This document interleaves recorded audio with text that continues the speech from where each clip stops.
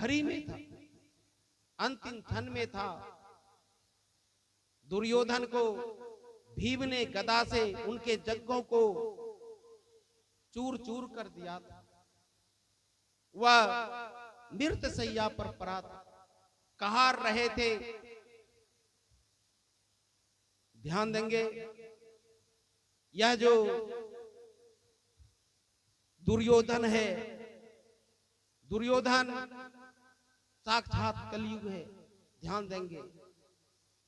और दुर्योधन अपना मनमानी करते थे और उन्होंने पांडव को कुछ देना नहीं चाहते थे। अंतिम युद्ध था, कहार रहे थे और दुर्योधन के जंगे चूर चूर हो गए थे। ये जंगे ही चूर चूर क्यों हो गए? धृतराष्ट्र अंधे थे। ध्यान देंगे, धृतराष्ट्र अंधे थे और उनकी पत्नी आंख वाली थी, गंधारी, उसे आंख था। उन्होंने अपने पति के अंधे होने के कारण उन्होंने भी अपने आंख पर पट्टी बांध लिया था, गंधारी। मेरे पति अंधे हैं, इसीलिए मैं भी पट्टी बांध लेती हूं। और उन्होंने पट्टी बांधे थे।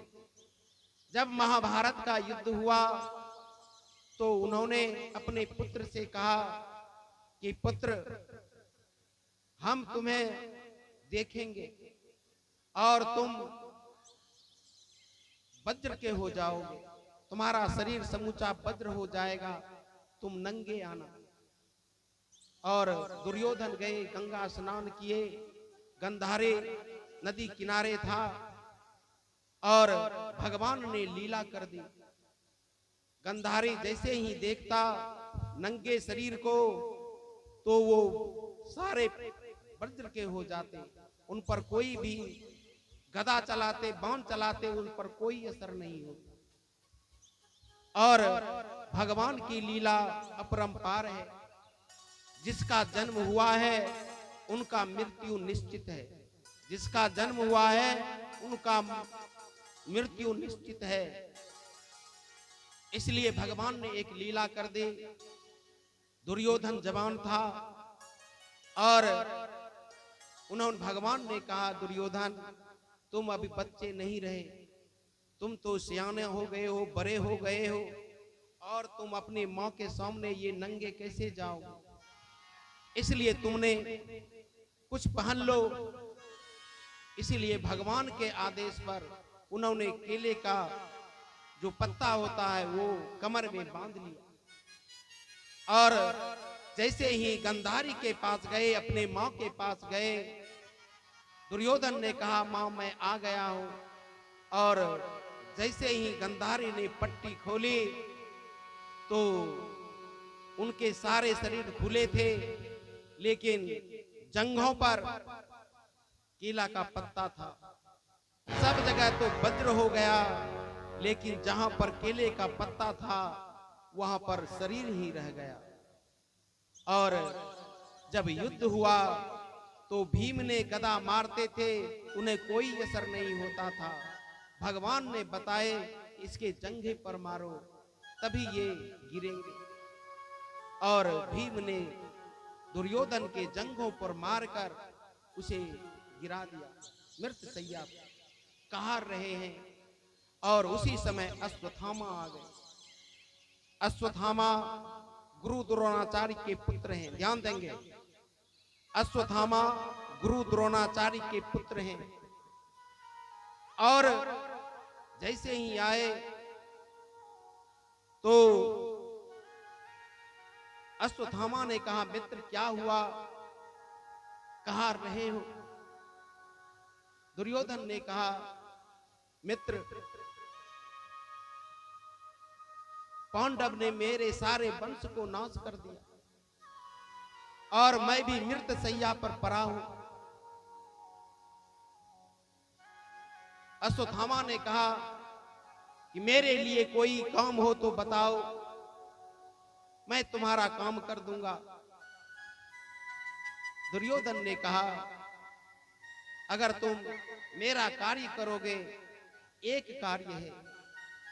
अश्वत्थामा ने कहा, कौन सा कार्य? उन्होंने कहा, मुझे पांचों पांडव का मस्तक चाहिए। पांडव ने मेरे सारे परिवार को मार डाला और मैं भी मृत शैया पर पड़ा हूं। अगर तुम पांचों पांडव का मस्तक ला कर दोगे, तब मुझे शांति मिलेगी।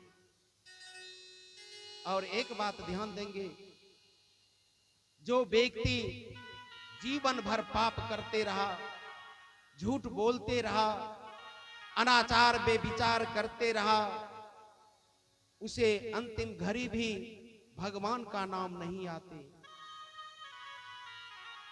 जो बचपन से लेकर भगवान का नाम गुणगान करते रहते हैं, भजन करते रहते हैं, धर्मात्मा हैं, मरते वक्त उसी को परमात्मा की याद आती है। जिन्होंने कभी परमात्मा का नाम नहीं लिया, वह मरते वक्त भी परमात्मा का नाम नहीं लेते, आएंगे ही नहीं। दुर्योधन ने कभी परमात्मा का नाम नहीं लिया, कुचक्र करते रहते थे, ये धन मेरा, ये राज्य मेरा, यही सब करते रहे। अंत समय भी उन्होंने कहा कि पांचों पांडव का मस्तक चाहिए। अश्वत्थामा ने कहा, मित्र, यह छोटी सी बात है, हम अभी ला कर देते हैं। अश्वत्थामा गए, जाको राखे साइया, मार सके ना कोई, बाल न बाका कर सके, जो जगबैरी हो। जिसका परमात्मा रक्षक हो, उसे कौन मार सकता है? भगवान ने एक लीला कर दी, जहां पर पांचों पांडव सोए थे, पांचों पांडव को उस शिविर से निकालकर वहां पर द्रौपदी के पांचों पुत्र को वहां पर सुला दी। ध्यान देंगे, द्रौपदी के 5 पति हैं, युधिष्ठिर, भीम, अर्जुन, नकुल, सहदेव। और द्रौपदी के पांचों पति से पांचों जैसा पुत्र है। भीम भीम जैसा, अर्जुन अर्जुन जैसा, नकुल नकुल जैसा। भगवान ने एक लीला की, जहां पर पांचों पांडव सोए थे, पांचों पांडव को वहां से उठा करके पांचों बच्चे को वहां पर सुला दिया। और अश्वत्थामा आए और सोते हुए अवस्था में उन्होंने भीम को भीम समझकर, क्योंकि उनके पुत्र भीम जैसे थे, नकुल नकुल जैसे थे, अश्वत्थामा ने पांचों बच्चे का मस्तक काट दिया और पांचों मस्तक लेकर के दुर्योधन के पास आए और कहा, मित्र, मैंने पांचों पांडव का मस्तक काट कर लाया हूं, ये लो मस्तक। दुर्योधन ने कहा, मित्र, सबसे पहले तुम भीम का मस्तक दो। उन्होंने मेरे सारे परिवार को मार डाला और मेरे जंगों पर भी वार किया है। सबसे पहले भीम का मस्तक लाओ। और अश्वत्थामा ने भीम के पुत्र वाला मस्तक दिया। दुर्योधन ने जैसे ही दबाया, चूर चूर हो गए। दुर्योधन रोने लगे, अश्वत्थामा, तुमने यह क्या किया? तुमने तो मेरे वंश का नामो निशान मिटा दिया। ना मेरे कुल में कोई वंश रहा, ना पांडव के वंश में कुल रहेगा, क्योंकि पांडव के बाद यही 5 बालक थे, द्रौपदी के 5 पुत्र थे, यही वंश बढ़ाते, लेकिन तुमने तो मेरे कुल का ही सर्वनाश कर दिया। मेरा तो सर्वनाश हुआ ही, तुमने मेरे चचेरे भाई ही थे, उनका भी सर्वनाश कर दिया। तुमने तो कहीं का नहीं छोड़ा। और दुर्योधन रोने लगे। उसी रोते रोते उनके प्राण निकल गए, वह समाप्त हो गए। इधर सवेरा हुआ, 8 बज गए। द्रौपदी कक्ष में गए, देखा कि वहां पर मेरे 5 बच्चे सोए हैं, लेकिन 5 बच्चे का मस्तक नहीं। द्रौपदी रोने लगी। जिसके 5 पुत्र की हत्या हो, उस मां पर क्या गुजरेगी? जिसका एक पुत्र खत्म हो जाता है, उस मां की क्या हालत हो? द्रौपदी के 5 पुत्र समाप्त है। द्रौपदी रोने लगी। जब द्रौपदी रोने लगी तो 5 पांडव दौड़े दौड़े आए। क्या हुआ? जैसे ही 5 पांडव ने देखा, वो भी रोने लगे। किसने किया? उसी समय गोविंद आ गए, कृष्ण आ गए। उन्होंने द्रौपदी से कहा, द्रौपदी तुम रो रही हो।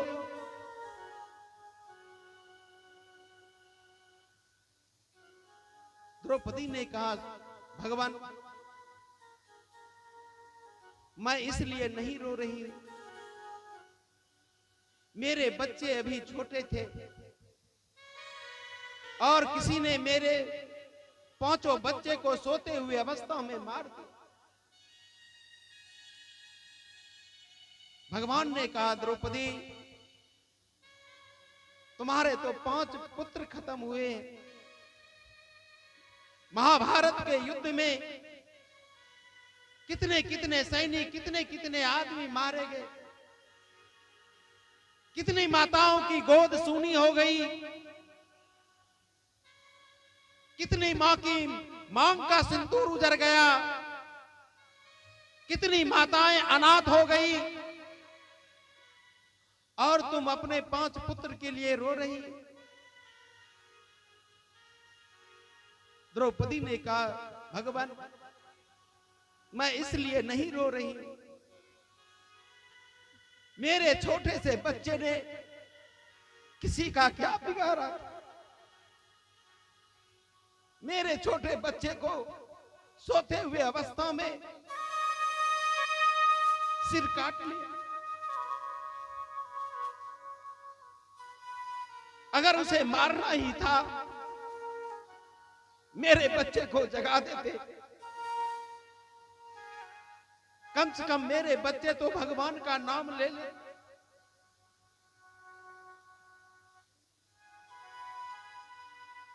मैं इसलिए रो रही हूं। ध्यान देंगे, मैं तमाम माता बहनों से निवेदन करूंगा, अगर आपसे किसी को झगड़ा है, किसी को दुश्मनी है, तो परो बरों में रहने दीजिए। बच्चे से दुश्मनी मत निकालिए। बच्चे जो हैं भगवान के रूप में होते हैं।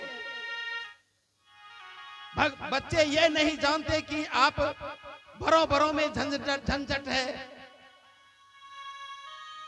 इसलिए मैं सभी माताओं से निवेदन करूंगा, पुरुषों से निवेदन करूंगा, अगर आपको बड़े बड़े से झंझट है तो बड़े बड़े में ही कीजिए।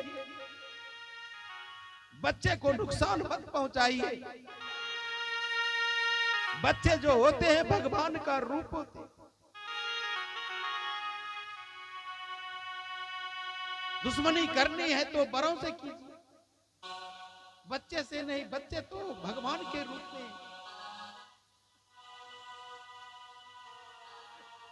द्रौपदी एक टक अपने बच्चे को देख रही।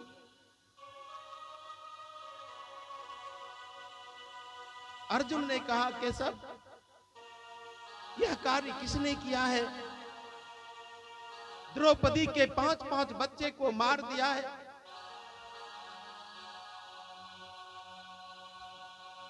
तब अर्जुन को पता चला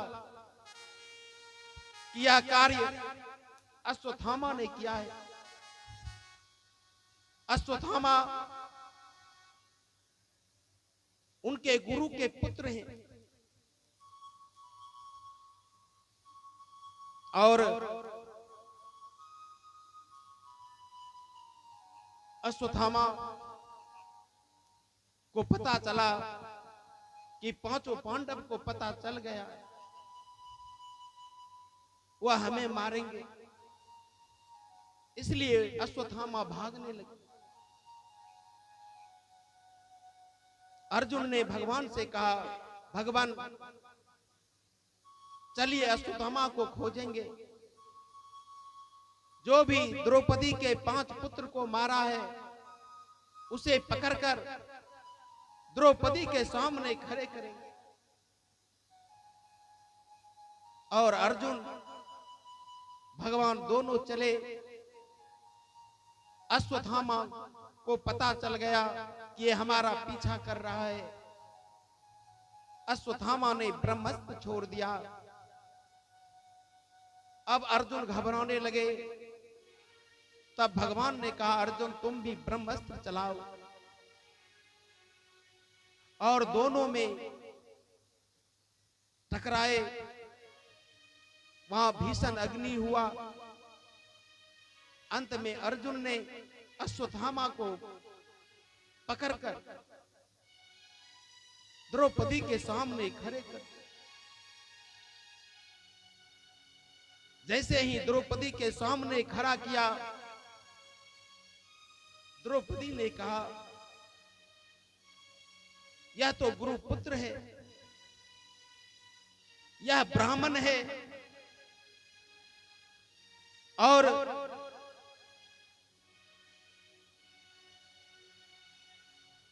द्रौपदी ने पूछा, आपने ऐसा कार्य किया? अश्वत्थामा चुप। जो व्यक्ति गलती करते हैं, जो व्यक्ति गलती कर चुके हैं, अगर वह पकड़ा जाता है वह क्या बोलेंगे? मौन रहते। अश्वत्थामा एक बंदी की तरह खड़े हैं। द्रौपदी ने कहा, आपने ऐसा कार्य किया? आप तो गुरुपुत्र हैं और ब्राह्मण हैं, और हम लोग ब्राह्मण की पूजा करते हैं। अगर ब्राह्मण को मारते हैं तो ब्रह्म हत्या का दोष लगता है।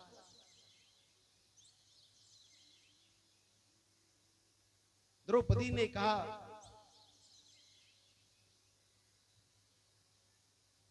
कि आप इसे छोड़ दीजिए, ये गुरुपुत्र हैं, ब्राह्मण हैं। द्रौपदी ने कहा, इसे छोड़ दीजिए। जैसे ही द्रौपदी ने कहा छोड़ दीजिए, आप ही बताइए, जिसके 5-5 पुत्र समाप्त हो गए हैं और वह मां कह रही है कि इसे छोड़ दीजिए। ये ब्राह्मण है, ये संत हैं, गुरुपुत्र हैं। अर्जुन ने कहा, द्रौपदी क्या बोल रही हो? यह तुम्हारे 5 पुत्र का हत्यारा है और तुम कह रही हो कि इसे छोड़ दें। द्रौपदी ने कहा, अगर आप हमारी बात को मानेंगे तो इसे छोड़ दीजिए। ये ब्राह्मण है, गुरुपुत्र हैं, और अगर आप ब्राह्मण को मारते हैं ब्रह्म हत्या लगता है, आप इसे छोड़ दीजिए। देखिए कैसी मां हो जिसके 5 पुत्र समाप्त हो गए हो, उनके 5 पुत्र का हत्यारा सामने खड़ा हो और वह कह रही है कि इसे छोड़ दीजिए। अर्जुन ने कहा, तुम अगर छोड़ दोगी तो मैं इसे मार दूंगा, क्योंकि ये तुम्हारे 5 पुत्र के हत्यारे हैं। अब तो दोनों में वार्तालाप होने लगे। अर्जुन कह रहे हैं कि मार देंगे, भीम कह रहे हैं मार देंगे, द्रौपदी कह रहे हैं छोड़ दीजिए। और द्रौपदी ने कहा, एक बात जान लीजिए, अगर अश्वत्थामा के टुकड़े टुकड़े भी कर देंगे तो मेरे 5 बच्चे जीवित नहीं हो जाएंगे। देखिए कैसी महान मां है जिसके 5 पुत्र समाप्त हो गए हैं और वह कह रहे हैं इसे छोड़ दीजिए। और धर्मराज को यह बात अच्छी लगी। धर्मराज ने द्रौपदी का साथ दिया और इसी तरह से वार्तालाप चलते रहे। अर्जुन और भीम कह रहे कि इसे मार देंगे। द्रौपदी ने कहा, इसे छोड़ दीजिए। अगर इस पर दया करते हैं, इसकी मां को जरा देखिए। महाभारत के युद्ध में आपने अपने गुरु द्रोणाचार्य को मारा, इनकी मां विधवा है, और अगर अश्वत्थामा को आप मार देंगे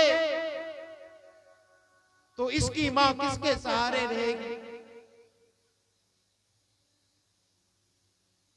ध्यान देंगे, नारी जो है 3 सहारे जीती है।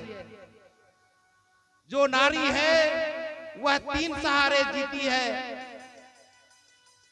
जब वह पिता के घर जन्म लेती है तो पिता के सहारे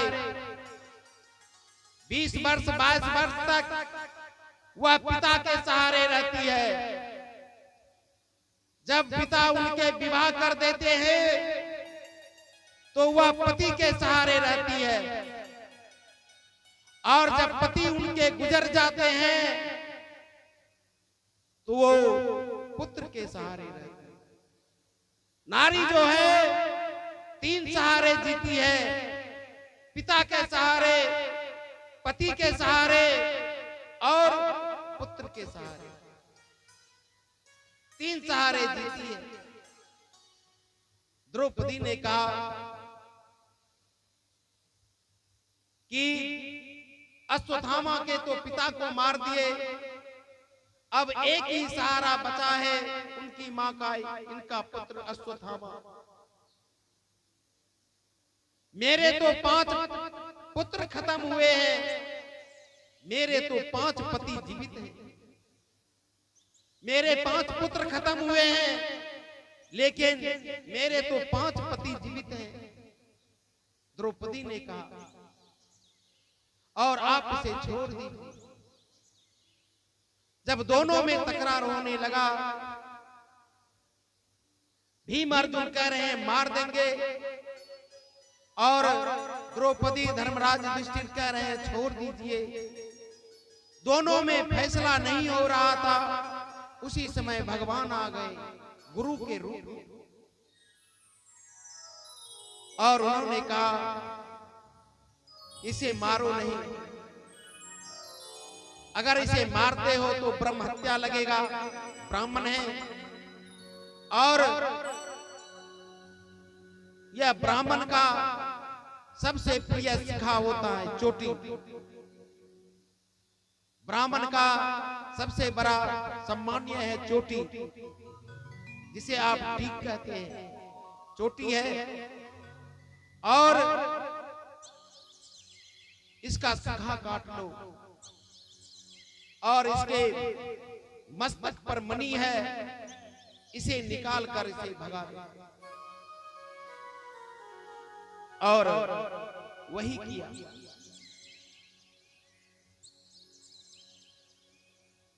अर्जुन ने उनके शिखा काट दिए और उनके मस्तक से मणि निकालकर उसे धक्के देकर के भगा दिया। ध्यान देंगे, अब अश्वत्थामा को और क्रोध आ गया, बदले की भावना आ गई। उन्हें पता था कि पांडव के एक वंश पल रहे हैं, वह है उत्तरा। अभिमन्यु की पत्नी है उत्तरा। उत्तरा जो है गर्भवती है, उसमें गर्भवती है, उसमें भगवान के भक्त हैं, वह है राजा परीक्षित। वो गर्भवती हैं उत्तरा।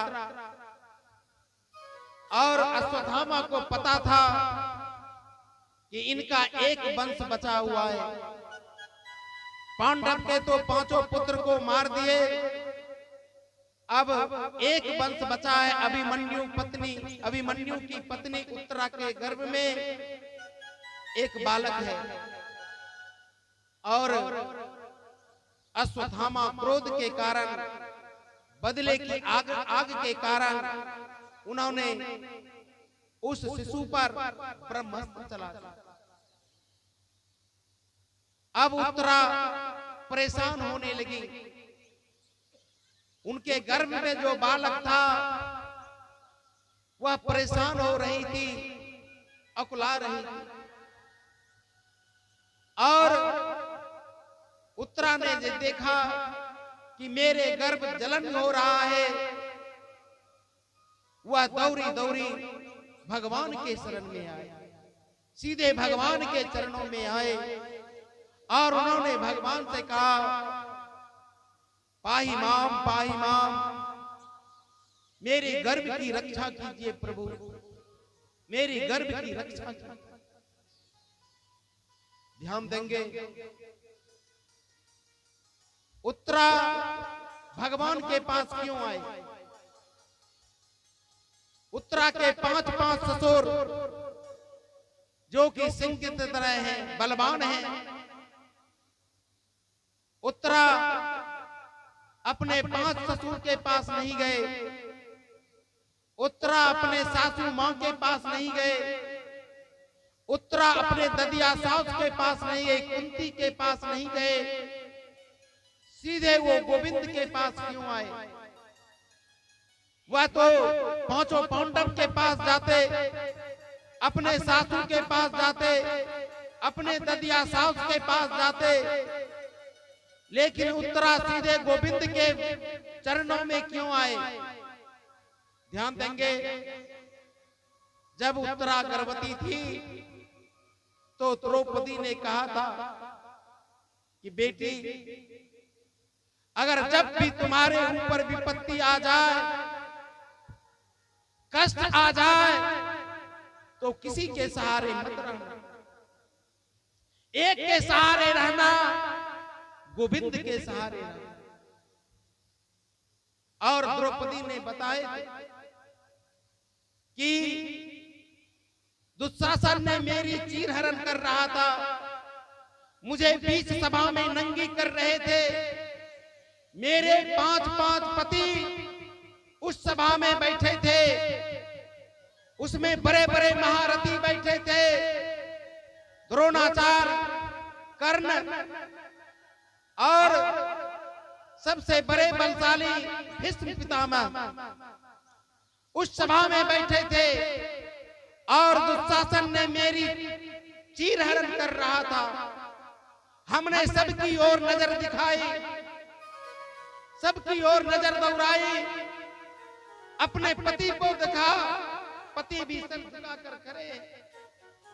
हमने द्रोणाचार्य, कृपाचार्य, कर्ण जैसे महारथी की ओर देखा, कोई मेरा सहारा बने। हमने सब पर नजर लगाई, किसी ने सहारा नहीं दिया। हमने भीष्म पितामह की ओर देखा, जो हमारे दादाजी थे, उन्होंने भी मेरी रक्षा नहीं की। जब हमने देखा कि मेरा चीरहरण हो रहा है, मैं नंगी होने जा रही हूं, और यहां पर बैठे जितने महारथी थे, किसी ने मेरी सहायता नहीं की। तब हमने गोविंद को पुकारा। जब कोई सहारा ना मिले, एक सहारा पर आस्था रख लीजिए, गोविंद पर। और द्रौपदी ने वही किया। जैसे ही उन्होंने गोविंद का नाम लिया, वैसे ही उनकी रक्षा। द्रौपदी ने उत्तरा से कहा था, बेटी, अगर तुम्हें कोई भी कष्ट हो, विपत्ति आए, तो किसी के सहारे मत रहना, सीधे गोविंद के चरणों में जाओ। उत्तरा ने ना अपने पांचों ससुर के पास गए, ना सासू के पास गए, ना ददिया सास के पास गए, सीधे गोविंद के चरणों में आए। बोलिए वृंदावन बिहारी लाल की जय हो। और गोविंद के चरणों में आकर कहेंगे, त्राहिमाम बताइए प्रभु। और भगवान ने सूक्ष्म रूप लेकर के उत्तरा के गर्भ में जाकर बालक की रक्षा की, बालक की रक्षा की। और जब यह सब देखा, तो कुंती मां ने देखा तो आश्चर्य। कुंती मां ने कहा, ये मेरे भतीजे नहीं है, क्योंकि भगवान कुंती मां को बुआ बोलते हैं, फुआ, और वो भतीजे हैं। कुंती मां ने देखा, ये मेरे भतीजे नहीं, ये तो परमपिता परमात्मा है, भगवान है। और उन्होंने कहा कि केशव, क्यों हमसे छुपाते हो? आज मुझे पता चल गया कि तुमने मेरी बहुत सहायता की। तुम परमात्मा हो, भगवान हो। भगवान ने कहा, बुआ, यह तुम क्या बोल रही हो, परमात्मा और भगवान? कुंती मां ने कहा, हाँ केशव, तुम परमात्मा हो, आज मुझे पता था। और मैं तुम्हारी मां देवकी से ज्यादा भाग्यशाली हूं। तुमने अपने 6 भाई को नहीं बचा पाए। कंस के कारागृह में तुमने अपने 6 भाइयों को नहीं बचा पाए। कंस ने तुम्हारे 6 भाई को मार दिया, लेकिन केशव, तुमने मेरे 6 पुत्र को बचा लिया। मैं तुम्हारी मां से भाग्यशाली मैं हूं, तुमने मेरे 6 बच्चे की रक्षा की। अब भगवान ने कहा, बुआ क्या बोल रही हो? भगवान कहा कि मैं पहचान गई हूं, आप हमारे भतीजे नहीं, आप तो परमात्मा हैं। और कुंती मां ने कहा कि मुझे कुछ चाहिए, कुछ मांगना चाहते हैं, और दोगे? भगवान ने कहा, मांगो बुआ, क्या चाहिए? तुम्हें क्या चाहिए? तब कुंती मां ने कहा, केशव, अगर तुम देना चाहते हो तो मुझे दुख दो, दुख चाहिए। देना चाहते हो तो मुझे दुख चाहिए। जैसे ही भगवान ने सुना, भगवान के आंखों से नेत्र गिरने लगे, आंसू गिरने लगे। उन्होंने कहा, बुआ, जिंदगी भर तुमने तो कष्ट ही कष्ट सहे हैं। आज तुम्हारे पुत्र राजगद्दी पर बैठे हैं, आज तुम्हें सुख मिला है और सुख छोड़कर तुम दुख मांग रही हो। कुंती मां ने कहा, केशव, जब जब मुझे सुख हुआ है तब तब आप छोड़कर चले गए। जब जब मुझे सुख हुआ है तब आप हमको छोड़कर चले गए। जब जब मुझे दुख हुआ है, विपत्ति आई है, तो तू हमारे साथ में, इसलिए मुझे दुख चाहिए और मुझे सुख नहीं चाहिए। कितने आदमी जब सुख हो जाता है तो भगवान को भूल जाते हैं। दुख में सुमरन सब करे, सुख में करे ना कोई। जो सुख में सुमिरन करे तो दुख काए हो। लेकिन मनुष्य जो है, जब सुख आता है तो वह भगवान को भूल जाता है, वह भगवान को भूल जाता है और उन्हें अहंकार हो जाता है कि यह घर मैंने बनाया, यह जमीन मैंने लिया, ये हमने किया, ये हमने किया। परमात्मा को भूल जाते हैं। जब विपत्ति आती है तब भगवान को याद करते हैं और मनुष्य अहंकार में रहते हैं, अहंकार कर लेते हैं। हमने बनाया, हमने बनाया, हमने बनाया। इसलिए कुंती कह रही है, मुझे सुख नहीं चाहिए। जब जब सुख हुआ है आप हमसे दूर हो गए, इसलिए मुझे दुख चाहिए। और जब व्यक्ति को दुख होता है वही तो भगवान का गुणगान करता है।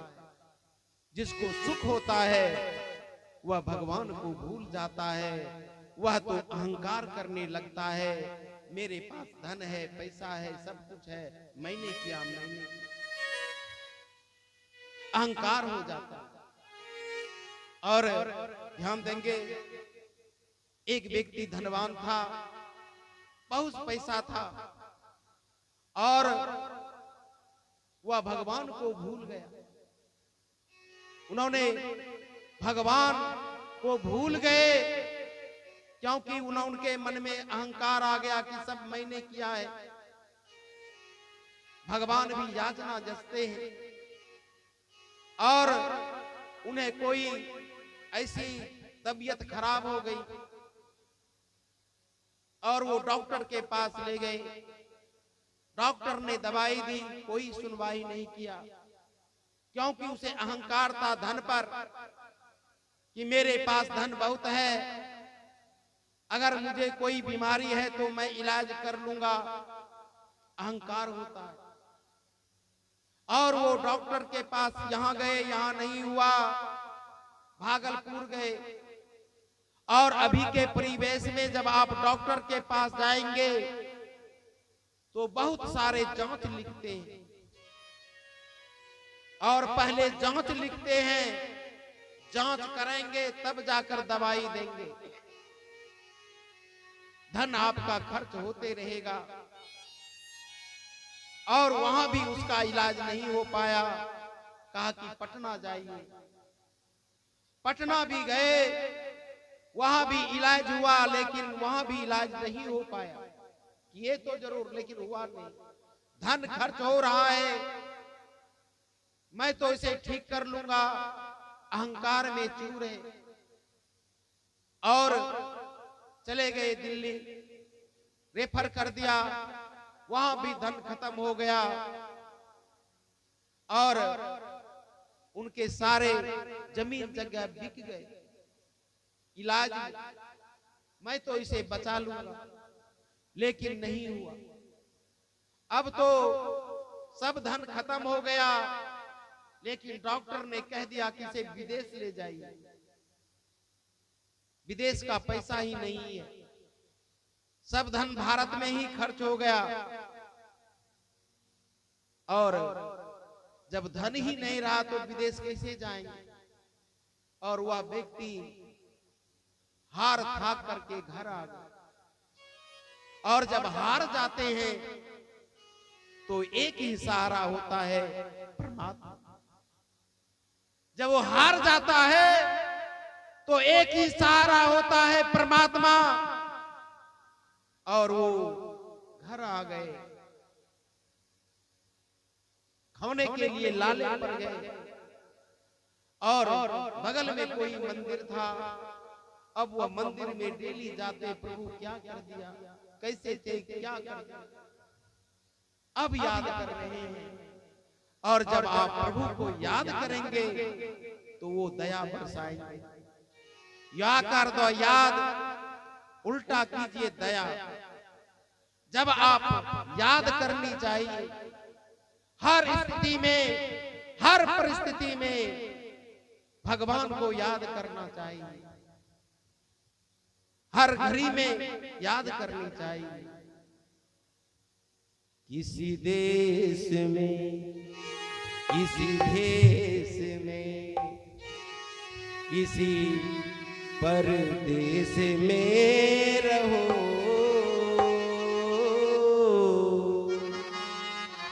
किसी देश में, किसी भेष में, किसी परिभेष में रहो।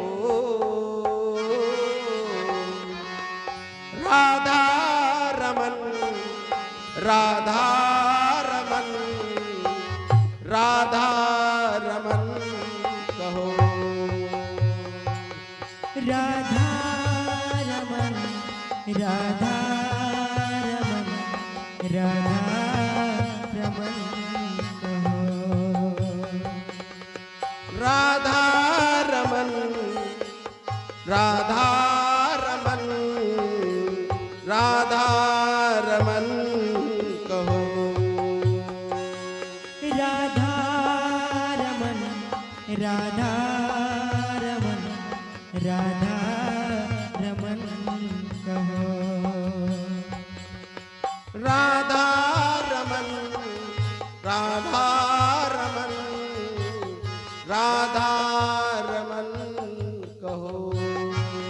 राधा रमन, राधा रमन, राधा रमन कहो।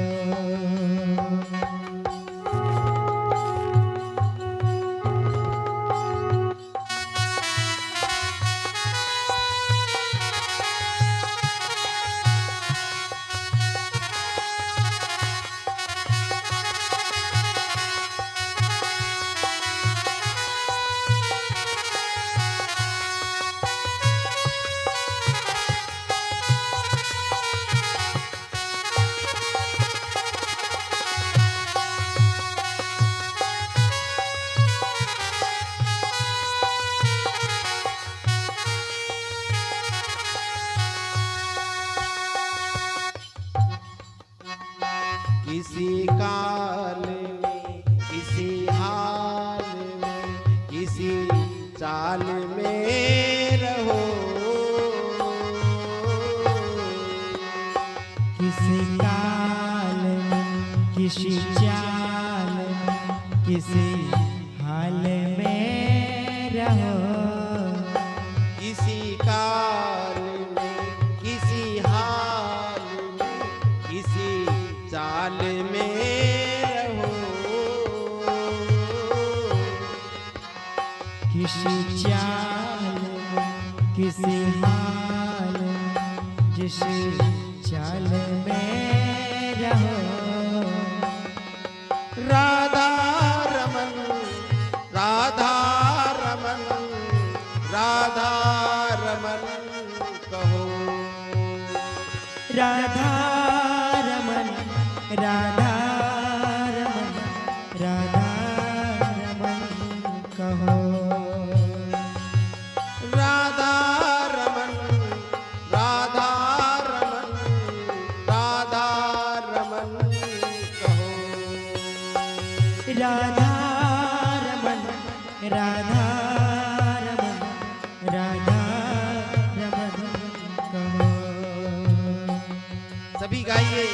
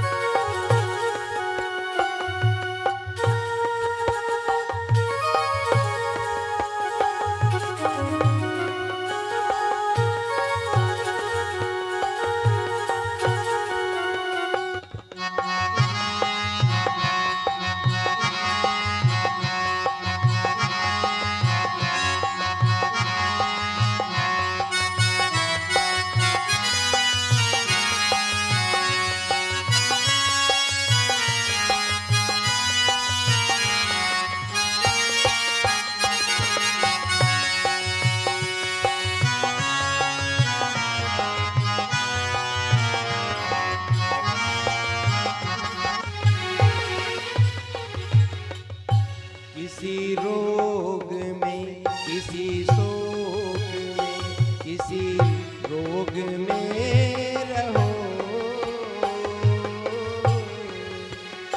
किसी रोग में, किसी शोक में, किसी योग में रहो। किसी रोग में, किसी शोक में, किसी रोग में रहो। किसी रोग में, किसी शोक में, किसी योग में रहो। राधा रमन, राधा रमन, राधा रमन कहो। राधा रमन, राधा रमन, राधा रमन कहो। राधा रमन, राधा रमन, राधा रमन कहो। राधा रमन, राधा रमन, राधा रमन कहो। राधा रमन, राधा रमन, राधा रमन कहो। राधा रमन, राधा रमन, राधा रमन कहो। राधा रमन, राधा रमन, राधा रमन कहो। राधा रमन, राधा रमन, राधा रमन कहो। राधा रमन, राधा रमन, राधा रमन कहो। किसी भी हाल में रहे भगवान का गुणगान करते रहे। चाहे रोग में हो, सुख में हो, खुशी में हो, भगवान का गुणगान करना चाहिए जिस हाल में हो। और वह व्यक्ति जब इलाज नहीं कर पाए, वह घर वापस आ गए और भगवान के चरणों में वही गुणगान करने लगे। राधा रमन, राधा रमन, राधा रमन कहो। और जब आप भगवान को पुकारेंगे, भगवान खरे आ जाए। आप कहेंगे कि वो तो रूप बदल कर आते हैं, ऐसे नहीं आते, वो रूप बदल कर आते हैं। और उसे मंदिर में बैठे हैं ऐसे, कोई ऐसा व्यक्ति आया, उन्होंने उससे पूछा कि भैया ये आपकी हालत ऐसी, आप तो इतने धनवान थे, इतने सब कुछ थे आपके पास, और ये हालत खाने के लाले पड़ने लगे। और उन्होंने कहा कि मुझे ऐसी बीमारी हो गई है कि ठीक ही नहीं हुआ, सारा धन बिक गया। और तब उन्होंने कहा कि आपको हुआ क्या है? उन्होंने बताए, उन्होंने कहा इसका इलाज तो सरल है, आप जितने भी पेड़ पौधे देखते हैं सब जड़ी है, लेकिन हमें पता नहीं है, सब औषधि है। जितने भी पेड़ पौधे हैं सब औषधि है, सभी दवाई है, लेकिन मुझे पता नहीं कि कौन सा जड़ी, कौन सा पत्ता हम खाएंगे तो हम भले चंगा हो जाएंगे। और वह व्यक्ति ने कहा कि ये तो सरल उपाय है, आप ऐसे कीजिए और ऐसे हो जाएगा। वह भगवान के रूप में आए और उन्हें बताए और वो भला चंगा हो गया। इसीलिए मनुष्य को अहंकार नहीं करना चाहिए जिस भी परिस्थिति में हो। और एक बात, दुख में सुमरन कर रहे हैं, अगर हम सुख में सुमरन करेंगे तो हमारे यहाँ दुख कभी आएगा ही नहीं, कभी नहीं आएगा। आपकी गाड़ी जो है पटरी से कभी नहीं उतरेगा। जब आप अहंकार कर लेते हैं कि मेरे पास धन है, बल है, उसी समय आपका अभिमान चूर होने लगता। जब आप जैसे ही समर्पण करेंगे वैसे ही आप के यहाँ दुख कभी नहीं होगा। इसलिए कह रहे हैं कि दुख में सुमिरन सब करे, सुख में करे न कोई, जो सुख में सुमिरन करे तो दुख काए। जब आपको सुखी है, सब कुछ संपन्न है, तो आप भगवान को और पूजा करें। आपकी गाड़ी पटरी से कभी नहीं उतरेगी और आप सुखपूर्वक इस जीवन में, इस दुनिया में रह करके भगवान को प्राप्त करेंगे। बोलिए वृंदावन बिहारी लाल की जय हो। और भगवान ने उसे आशीर्वाद दिए। कितने आदमी कहते हैं कि बाबा ये स्त्रियां जो हैं अधिक साधु क्यों नहीं बनते, अधिक साधु क्यों नहीं बनते, पुरुष ही साधु बनते हैं। माताएं में धैर्य है, सहन शक्ति है, जितनी भी माताएं हैं वह सहन शक्ति है और धैर्य है, धैर्यवान होती है। और माताएं जो है गर्भ धारण करती है, बालक को जन्म देती है, और उसे जन्म देने के बाद भी बहुत कुछ सहना पड़ता है, तब बच्चे बड़े होते हैं, पालते हैं। ये माँ का कर्तव्य है। अगर कोई पुरुष को कह दे कि जरा बच्चे को रखिए, तो पुरुष बच्चे को नहीं रख पाता। 10 मिनट 1 घंटा रख सकते हैं, लेकिन अधिक नहीं रह सकते। इसलिए अगर पुरुष को रात में 2-4 बार जगा दे तो बस वो परेशान हो जाती है। और माताएं अपने बच्चे के लिए रात में कितनी कितनी बार जागते हैं, इसका पता नहीं। माताएं धैर्यवान है, शक्तिवान है, इसीलिए वह ममत्व है। बोलिए वृंदावन बिहारी लाल की जय हो। और भगवान कुंती के कहने पर हस्तिनापुर में रुके। हस्तिनापुर अब जब भगवान हस्तिनापुर में रुके तो सबके मन में यह विचार आ रहा था कि हमने भगवान को रोके हैं, हमने भगवान को रोके हैं। उत्तरा कह रही है कि कृष्ण मेरे भाई हैं, मेरे कहने पर वो रुके हैं। अर्जुन कह रहे हैं कि वो मेरे मित्र हैं, इसीलिए वो मेरे कहने से रुके हैं हस्तिनापुर में। कुंती कह रहे हैं कि वो मेरे भतीजे हैं, इसीलिए रुके, मेरे कहने पर रुके हैं। सब कोई अपना अपना विचार दे रहे हैं, लेकिन भगवान किस लिए रुके हैं किसी को पता नहीं। भगवान कृष्ण हस्तिनापुर में कुछ महीने रहे, उसके बाद धर्मराज राजगद्दी पर बैठे और अर्धरात्रि थी। धर्मराज युधिष्ठिर को नींद नहीं आ रहा था। राज सिंहासन पर तो बैठ गए, लेकिन उन्हें नींद नहीं आ रही थी। उन्होंने सोचा क्यों ना भगवान के शिविर में जाएंगे,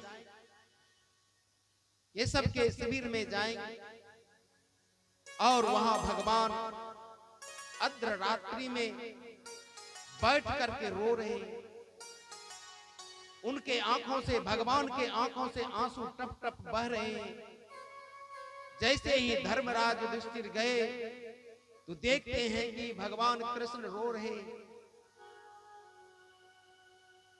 और उन्होंने कहा केशव, क्या हमसे कोई भूल हो गया या हमारी सेवा में कोई कमी हो गई, आप रो रहे हैं? धर्मराज युधिष्ठिर राजा हुए, लेकिन उसके मन में एक संशय था कि मेरे कारण ही महाभारत का युद्ध हुआ। इस राजगद्दी के लिए कितने माताओं की गोद सूनी हो गई, कितने बच्चे अनाथ हो गए, कितनी माताएं की मांग का सिंदूर मिट गया इस राज्य के लिए। और केशव के निकट कहने लगे, केशव आप क्यों रो रहे हैं? तब केशव ने कहा, भगवान ने कहा, मुझे भीष्म पितामह की याद आ रही है। कुरुक्षेत्र के मैदान में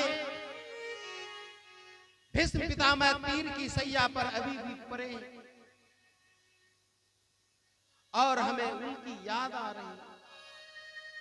जैसे ही भगवान ने कहा कि भीष्म पितामह की याद आ रही है,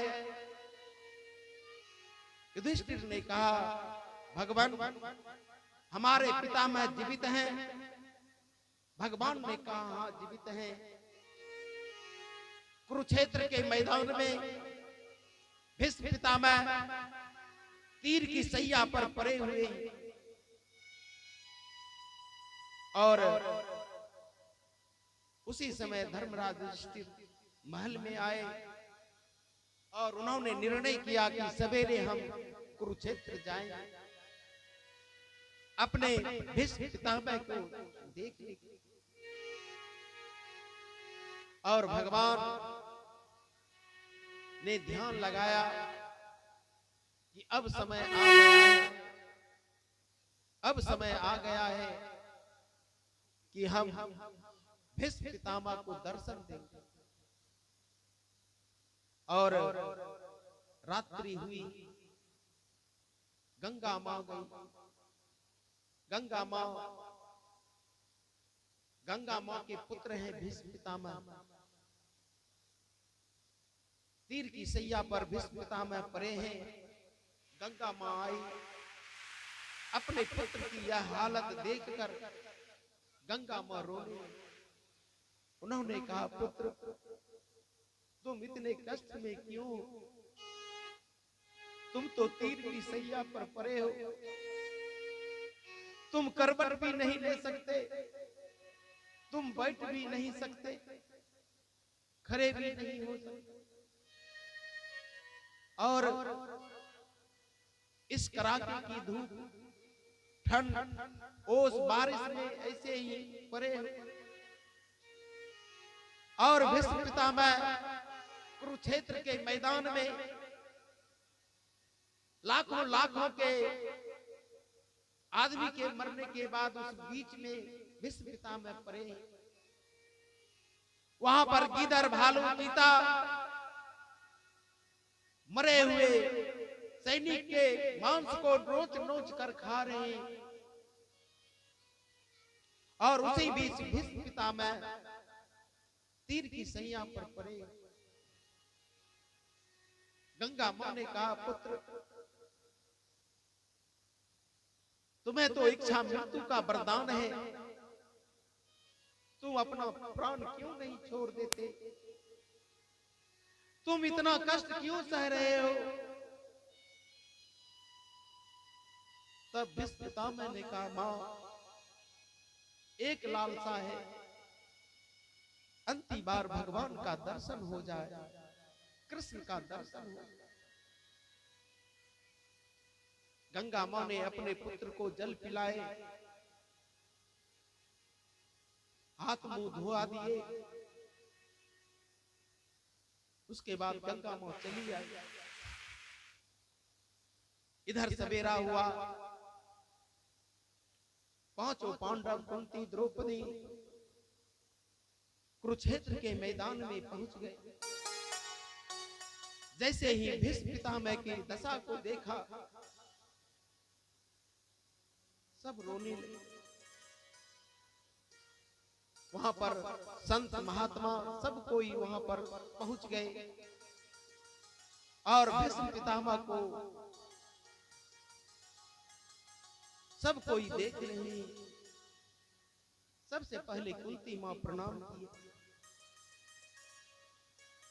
कुंती मां प्रणाम करके आए। उसके बाद धर्मराज युधिष्ठिर गए। युधिष्ठिर ने प्रणाम किया, रोने लगे। पितामह, मेरे कारण ही आपकी यह दशा हुई है। आप तीर की सैया पर पड़े हैं, मेरे कारण, इस राज्य के कारण। धर्मराज युधिष्ठिर रोने लगे। उसके बाद अर्जुन गए। अर्जुन ने भीष्म पितामह को प्रणाम किए और रोने लगे। उन्होंने कहा, जब मैं छोटा था तो हमारे पितामह अपने कंधों पर लेकर के मेला दिखाते थे। जब भीष्म पितामह गंगा स्नान करने जाते तो मेरे अपने कंधों पर लेकर जाते। मुझे तीर चलाना सिखाया, मुझे हर तरह का ज्ञान दिया और मैंने अपने ही हाथों अपने भीष्म पितामह को तीर की सैया पर सुला दिया। अर्जुन रोने लगे, मेरे कारण पितामह तीर की सैया पर पड़े हैं। उसके बाद भीम गए। अंत में द्रौपदी ने प्रणाम किया। भीष्म पितामह रोने लगे। उन्होंने कहा, बेटी, जब तुम्हारी बीच सभा में सारी खींची जा रही थी, तुमने मेरी ओर नजर दिखाई, मेरी ओर नजर करके देखा। बेटी, मैं तुम्हारी लाज नहीं बचा पाया।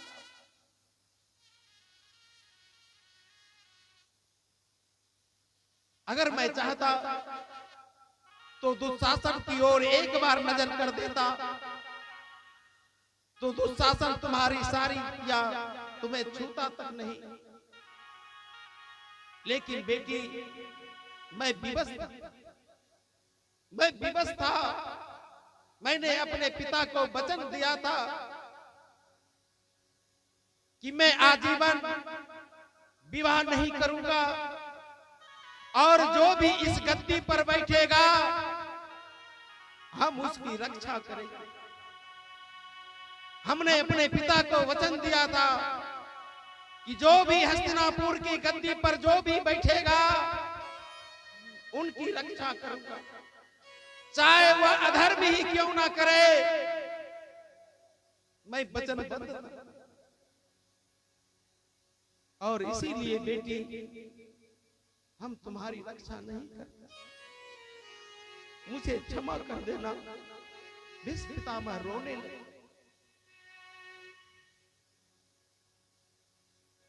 और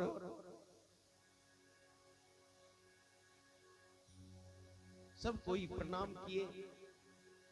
उसके बाद अब उन्होंने कहा कि अब हम यहां से चलेंगे, अब मैं अपने प्राण को त्यागूंगा। वहां पर भगवान आए, भगवान कृष्ण आए और भगवान कृष्ण ने पांचों पांडव से कहा कि जाकर के अब भीष्म पितामह इस संसार को छोड़कर जाएंगे, इससे इसके लिए तुम इसके चरणों में जाकर कुछ ज्ञान प्राप्त कर लो, कुछ धर्म की बात, कुछ दान की बात, कुछ इससे सीख लो, क्योंकि राजा बनोगे, राजा का क्या धर्म है। इसीलिए तुम जाकर के भीष्म पितामह के चरणों में कुछ ज्ञान ले लो। और पांचों पांडव भीष्म पितामह के चरणों में बैठ गए और उपदेश दे रहे हैं।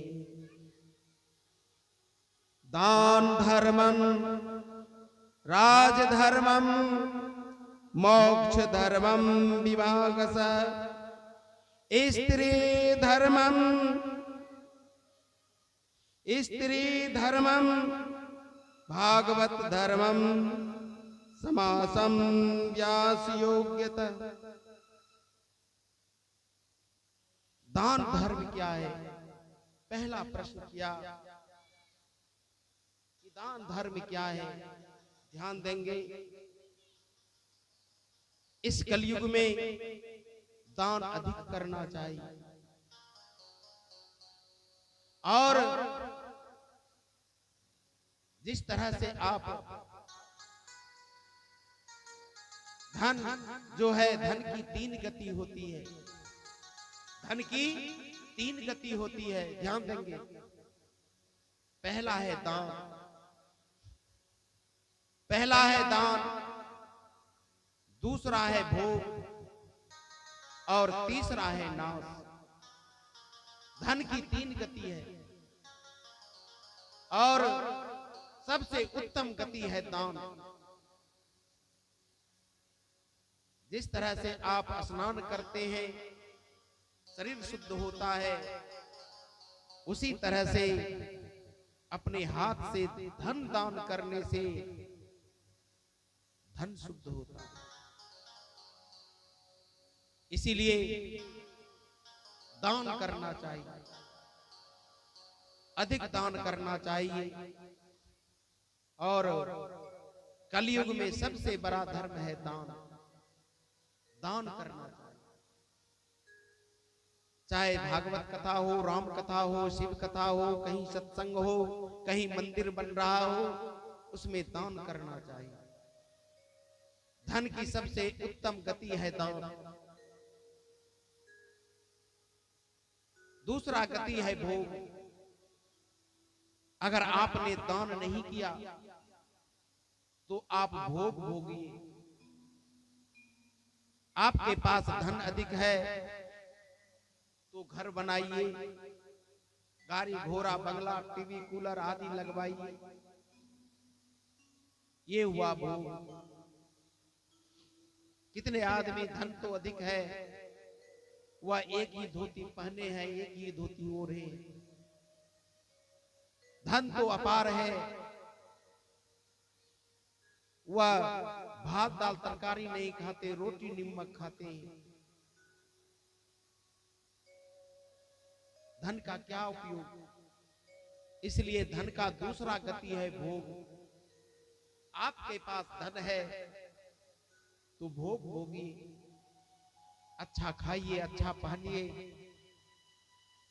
अगर आपने भी वैसा नहीं किया, भोग नहीं भोगे, ना घर बनाए, ना जमीन, ना घर बनाए, ना ऐसो आराम किए, तो तीसरा गति है नाश। नाश किसी भी तरह हो सकता है, नाश किसी भी तरह हो सकता है। इसलिए धन की तीन गति है। पहला है दान, दान अधिक करना चाहिए, ये सबसे उत्तम गति है धन का। दूसरा है भोग, कि आप भोग भोगिए, घर मकान गाड़ी गोला बंगला आदि सब कुछ लीजिए, ऐसो आराम में रहिए। और अगर आपने ये भी नहीं किया तो तीसरा है नाश। नाश किसी भी तरह हो सकता है। आपको कोई बीमारी हो गया, सारा धन डॉक्टर के पास, किसी से आपको झंझट हो गया, केस मुकदमा हो गया, थाना पुलिस हो गया, सारा धन थाना पुलिस कोर्ट कचहरी। अगर आपने किसी संगत में पड़ गया, गलत संगत में, शराब में संगत लग गया, तो आपके सारे धन शराब में चले जाएंगे। यह धन किसी भी तरह जा सकते हैं। इसलिए सबसे उत्तम गति है दान करना। धन की तीसरा अंतिम गति है कि नाश किसी भी तरह हो जाएगा। बोलिए वृंदावन बिहारी लाल की जय हो। दूसरा प्रश्न किया,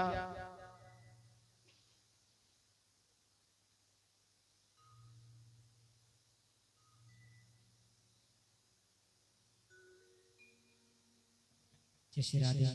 और आप हैं श्रीमान बबलू साहब, इन्होंने इस भागवत परिवार को पूर्ण रूप से सफल बनाने के लिए 51 रुपया का दान दिए हैं, और एक गुप्त दान आए हुए हैं जो कि 10 रुपया का दान दिए हैं। जय श्री राधे, जय श्री कृष्ण।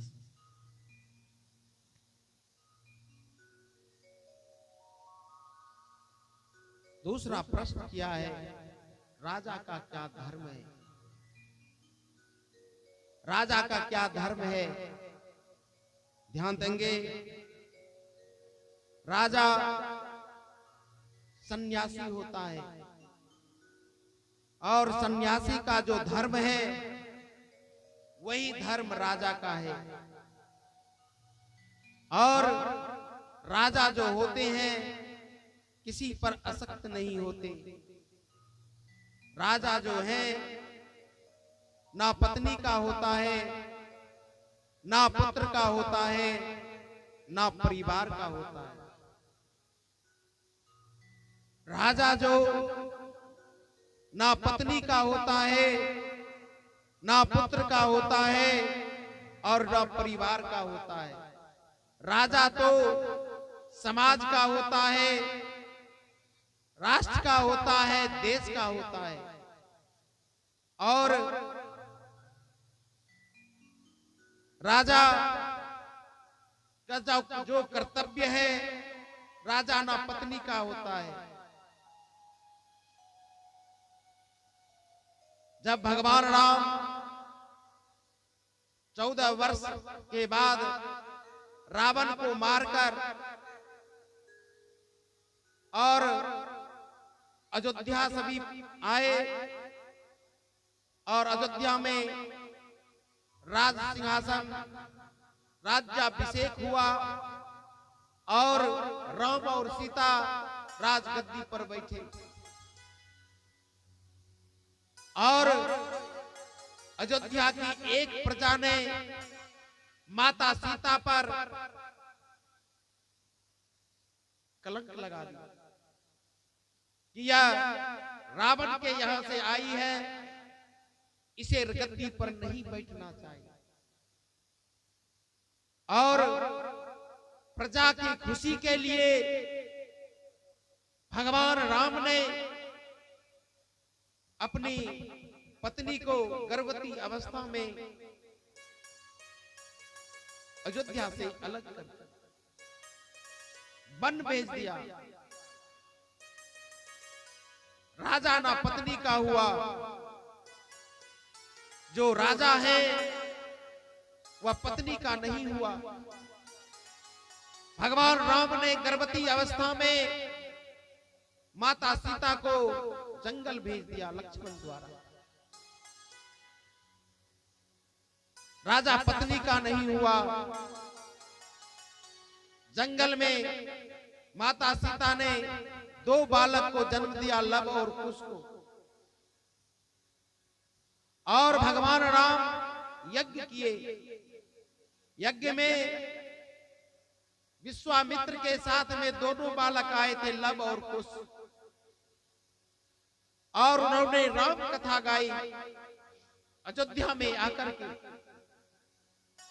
और भगवान राम, लक्ष्मण, भरत, शत्रुघ्न, कौशल्या, सुमित्रा, कैकेयी सभी एक जगह बैठे थे। राम ने कहा, मां, ये दोनों पुत्र जो हैं, दोनों बालक जो हैं, ये मेरे पुत्र हैं जो राम कथा गा रहे हैं। कौशल्या मां ने कहा, पुत्र, अगर ये तुम्हारे पुत्र हैं तो तुम इसे गले लगा लो, गोद ले लो। भगवान राम ने कहा, नहीं, हम ऐसे गोद नहीं लेंगे। जब तक अयोध्या की पूरी प्रजा यह ना कह दे कि सीता निष्कलंक है, तब तक मैं इस बच्चे को भी गोद नहीं लूंगा। राजा ना पत्नी का हुआ, राजा ना पुत्र का हुआ। एक बार भगवान राम राजसभा में बैठे थे और लक्ष्मण वहीं पर खड़े थे। एक संत आए और संत ने भगवान राम से कहा, हम दोनों में वार्तालाप होगी। जब तक हम दोनों वार्तालाप करेंगे तब तक तीसरा व्यक्ति नहीं आना चाहिए।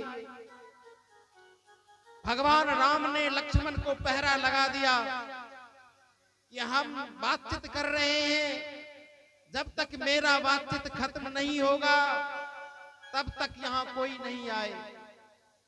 लक्ष्मण पहरे पर है और भगवान राम और संत बातचीत कर रहे हैं कक्ष में। उधर से एक संत आए, क्रोधित संत हैं, और उन्होंने कहा कि मुझे अभी राम से मिलना है। और लक्ष्मण ने कहा, आप नहीं मिल सकते। लेकिन वो क्रोधी संत हैं, वो श्राप ही दे देते थे। इसीलिए लक्ष्मण ने कहा, हम पूछ कर आते हैं। जैसे ही कक्ष में प्रवेश किए, भगवान राम ने लक्ष्मण को देश निकाला दे। राजा ना पत्नी का होता है, ना पुत्र का होता है, ना परिवार का होता है। राजा तो समाज का होता है, देश का होता है, राष्ट्र का होता है। इसलिए भगवान राम का नाम आज भी लोग चर्चा करते हैं, गुणगान करते हैं। रघुकुल रीत सदा चली आई, प्राण जाए पर वचन न जाए। उन्होंने प्रजा की खुशी के लिए अपने पत्नी का त्याग कर दिया, अपने बच्चों का त्याग कर दिया, अपने परिवार का त्याग कर दिया। इसलिए राजा ना पत्नी का होता है, ना बच्चे का होता है, ना परिवार का होता है। राजा तो समाज का होता है, राजा तो प्रखंड का होता है, राजा तो देश का होता है। बोलिए वृंदावन बिहारी लाल की जय हो। तीसरा प्रश्न पूछे, मोक्ष धर्म क्या है? भीष्म पितामह बताए, मोक्ष उसी को मिलता है जिसको किसी से असक्त ना हो। किसी से असक्त मानी पत्नी से, पुत्र से, परिवार से, समाज से, सिर्फ परमात्मा से लगा हो, वह मोक्ष प्राप्त कर सकते हैं, मोक्ष प्राप्त कर सकते हैं। चौथा प्रश्न कह रहे हैं, स्त्री धर्म क्या है? चौथा प्रश्न है, स्त्री धर्म क्या है? ध्यान देंगे, स्त्री के लिए पति का घर ही वैकुंठ है। स्त्री के लिए पति का घर ही वैकुंठ है। जो स्त्री पति से दूर रहता है उसे दोष माना जाता है। इसलिए आपके पति का घर कैसा भी हो, पति के चरणों में स्त्री को रहना वैकुंठ के समान है। इसलिए सभी माताओं से निवेदन करेंगे, पति का घर ही वैकुंठ है, पति के चरणों में ही वैकुंठ है। इसलिए स्त्री को पति के साथ में रहना चाहिए और पति पत्नी में प्रेम से रहना चाहिए। कितनी माताएं थोड़ा सा झंझट होता है, अपने पति का घर छोड़कर नैहर चली जाती है। मैं उन माताओं से निवेदन करूंगा, आपका जो घर है पति का घर है, आपका अब नैहर में घर नहीं है। अभी कितनी माताएं आती हैं, बाबा हमने तो पति को छोड़कर अपने मैके चली आई। मैं उन माताओं से निवेदन करूंगा कि हर घर में छोटे मोटे झंझट होते हैं, दुख तकलीफ होते हैं। इसीलिए आप अपने पति का घर छोड़कर नहीं आवे। पति का घर ही आपका वैकुंठ है, पति का घर ही आपका अपना घर है। और अगर आपने पति को छोड़कर मैके चली आई तो आपका सम्मान नहीं होगा। कोई भी माता पिता अपने बेटी को नहीं रख पाया है, चाहे जितने भी धनवान क्यों ना हो, वह अपनी बेटी को नहीं रख पाया है। इसलिए मैं तमाम बेटियों से निवेदन करूंगा, तमाम बहुओं से निवेदन करूंगा कि आप ऐसा निर्णय न लें कि आप अपने पति का घर छोड़कर मैके चले आए। अगर आपने मैके आ गया, अगर आप कुछ दिन रुक गए, तो अगर आप मैके में रह गए, आप अपने भाभी का बात सहन नहीं कर पाएंगे, आप अपने भाई का वचन सहन नहीं कर पाएंगे। आप अपने ससुराल में सास की बात सहन कर सकते हैं, ननद की बात सहन कर सकते हैं, जेठानी की बात सहन कर सकते हैं, ससुर की बात सहन कर सकते हैं, लेकिन मैके में अपने भाई भौजाई की बात सहन नहीं कर सकते। इसलिए मैं तमाम माताओं से निवेदन करूंगा, आपका घर पति का घर है, मैके नहीं है। इसलिए कोई भी परिस्थिति हो, तकलीफ हो, आप अपने पति का घर छोड़कर नहीं जाना चाहिए। और माताओं के लिए एक संदेश है कि पति जैसा भी हो वो आपके परमात्मा है। उसकी सेवा कीजिए, उसके साथ में रहिए और अपने पति के साथ में रहने से आपको वैकुंठ की प्राप्ति हो। बोलिए वृंदावन बिहारी लाल की जय हो। और पांचवा प्रश्न है, पुरुष धर्म क्या है? पुरुष धर्म क्या है? मैं तमाम पुरुषों से भी निवेदन करूंगा, आप विवाह के मंडप पर आपने अपने पत्नी को मांग में सिंदूर भरते हैं और आजीवन अपने साथ में रहने का वादा करते हैं, हम इनके दुख सुख में साथ रहेंगे। लेकिन कितने पुरुष पत्नी को भोग की वस्तु समझते हैं। मैं उन पुरुषों से निवेदन करूंगा कि आपकी पत्नी जो है अर्धांगिनी है, आधा अंग का मालिक है, उसे आप भोग की वस्तु ना समझें। और आपकी पत्नी जो है घर की लक्ष्मी है, घर की लक्ष्मी है, इसलिए आप उसे आदर सम्मान दें। आप अपने पत्नी को, नारी को आदर सम्मान दें।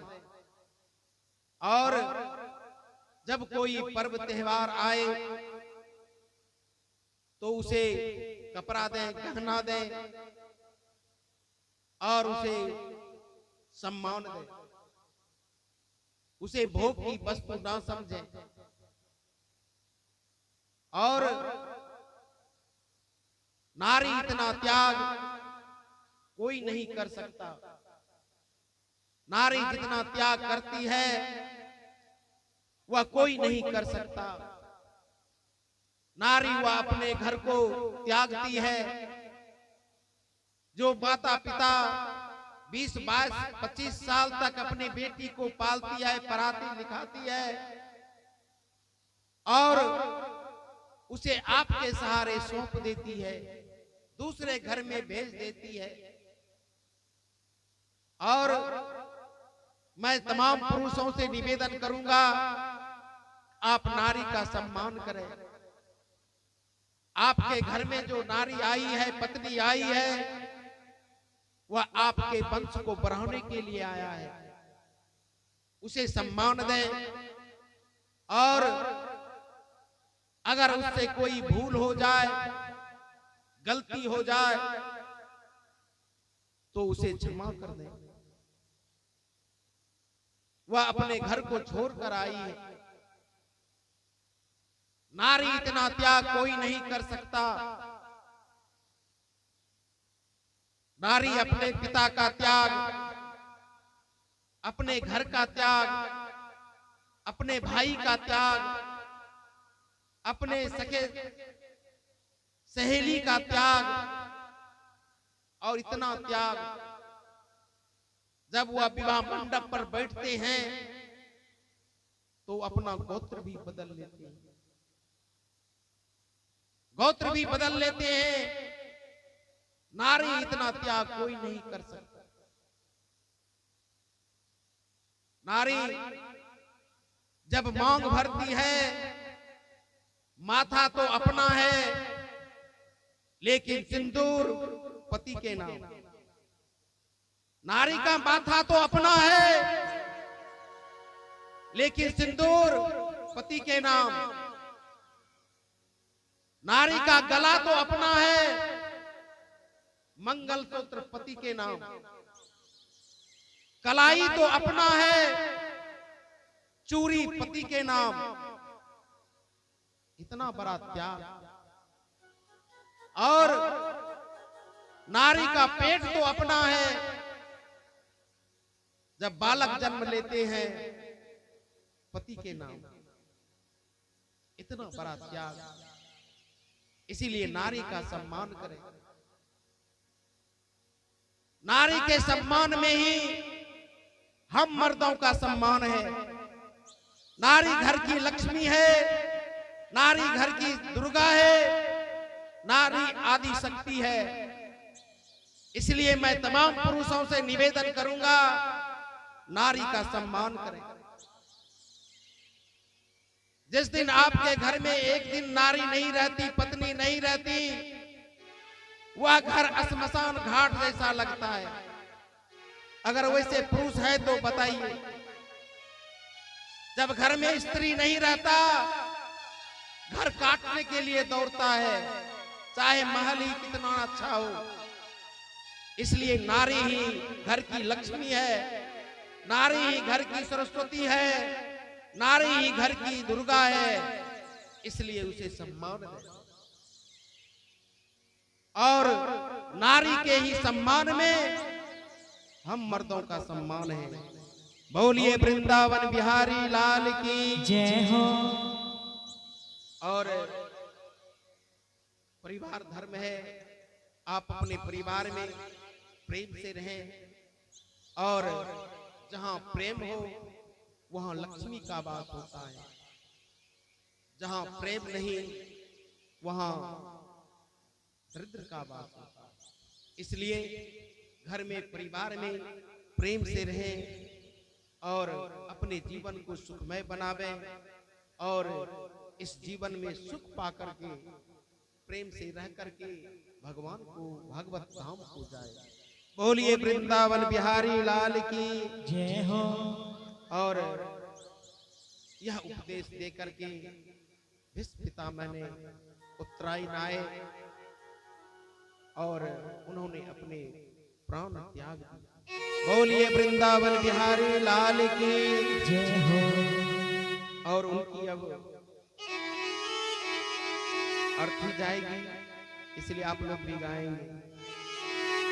जब जाएगा यहाँ से हो, जब जाएगा यहाँ से, कुछ भी न साथ होगा। 2 गज कफन का टुकड़ा तेरा लिबास होगा। अरे 2 गज कफन का टुकड़ा तेरा लिबास होगा। जब जाएगा यहाँ से, जब जाएगा यहाँ से, वो जब जाएगा यहाँ से, जब जाएगा यहाँ से, कुछ भी न साथ होगा। 2 गज कफन का टुकड़ा तेरा लिबास होगा। अरे 2 गज कफन का टुकड़ा तेरा लिबास होगा। 2 गज कफन का टुकड़ा तेरा लिबास होगा। अरे 2 गज कफन का टुकड़ा तेरा लिबास होगा।